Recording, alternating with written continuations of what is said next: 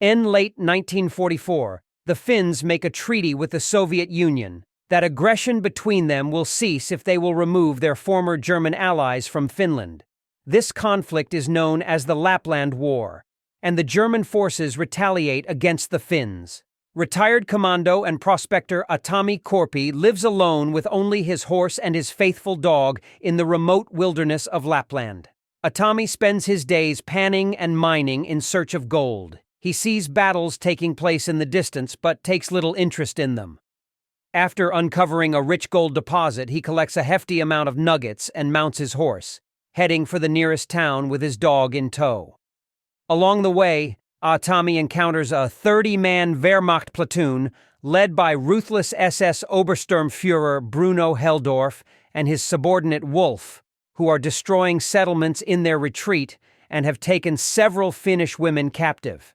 Helldorf takes little interest in Aatami, letting him pass. Aatami is soon accosted by a second group of soldiers who discover his saddlebags full of gold and prepare to execute him and his dog, but he swiftly kills them all. Alerted by the gunfire, Bruno investigates and discovers the carnage. He finds one of Aatami's gold nuggets, taken by one of the dying soldiers. Bruno and his tank pursue Aatami to the edge of a minefield, where Aatami's horse is killed by a landmine. Gathering up his gold, Aatami intentionally detonates another mine to make his escape. The soldiers sent after him are quickly claimed by the minefield. Two of the captive women are ordered ahead to ensure a clear path. One of the captives, Aino, volunteers to take the place of one of the women and leads the way. Retrieving Aatami's dog tag, Bruno learns that he was once a Finnish commando who lost his family and home fighting against the Red Army during the Winter War. Left with nothing, the vengeful Aatami became a legendary one-man death squad, nicknamed Koshchei, the Immortal, who has killed hundreds of communist troops.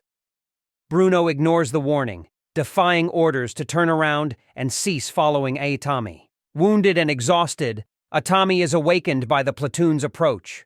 With the soldiers' dogs on his trail, he hangs underneath one of the German vehicles and punctures the fuel tank, dousing himself in gasoline to hide his scent. When the platoon halts to inspect the leak, Aatami flees, holding the dogs at bay by lighting himself on fire before diving into a nearby lake.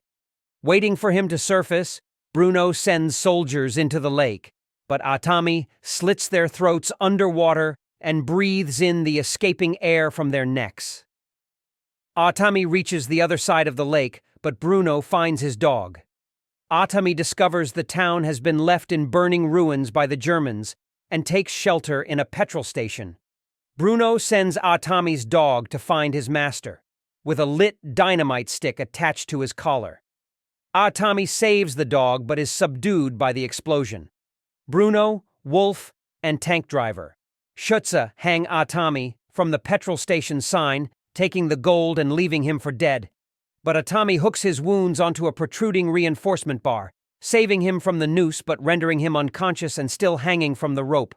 A pair of German pilots land in search of fuel, and the wind from the plane loosens the petrol station sign and causes Aatami to fall to the ground. The engineer in the plane notices Aatami is alive, and the pilot orders him to kill Aatami and the dog. Aatami manages to kill the engineer and knocks the pilot unconscious. Unwilling to face the consequences of Germany's impending defeat, Bruno intends to use the gold to escape with Wolf and Schütze, arranging for a pilot to fly them to safety while the rest of the platoon makes their way to Norway. Meanwhile, Aatami forces the surviving pilot to fly him towards the platoon. Soon, the soldiers discover the airplane crashed in their path, with the pilot hanged by the same noose Wolf used on Aatami. As the convoy continues, Aatami climbs onto the truck holding the captured women, kills their guards, and arms the women. He and Aino commandeer one of the trucks, allowing him to leap onto Bruno's tank while the women gun down the rest of the soldiers in the other truck. Pulling Wolf out of the tank and beating him badly, Aatami leaves him at the mercy of the women and follows Bruno, who callously kills Schütze before taking off with the pilot. Aatami fires on the plane, mortally wounding the pilot, and uses his pickaxe to hack his way on board in midair. After engaging in hand-to-hand combat, Bruno beats Aatami with a static line, subduing him. As Bruno is about to hit him again, Aatami swiftly hooks the static line to a bomb and releases the bomb through the bomb bay door, dropping Bruno to his death. Finding the pilot also dead, Aatami straps himself in as the plane crashes into a large swamp. Led by Aino, the women deliver Wolf and the German tank to an incredulous Finnish unit. Remarkably still alive, Aatami crawls out of the swamp, reunites with his dog, and makes his way to war-ravaged Helsinki. Bloody and battered, Aatami enters a bank, where he dumps his gold nuggets on the counter. The other customers are smartly dressed and look at him in wonderment. He finally speaks for the first time in the movie, asking the teller to exchange them for large banknotes, explaining they will not be as heavy to carry as the nuggets have been.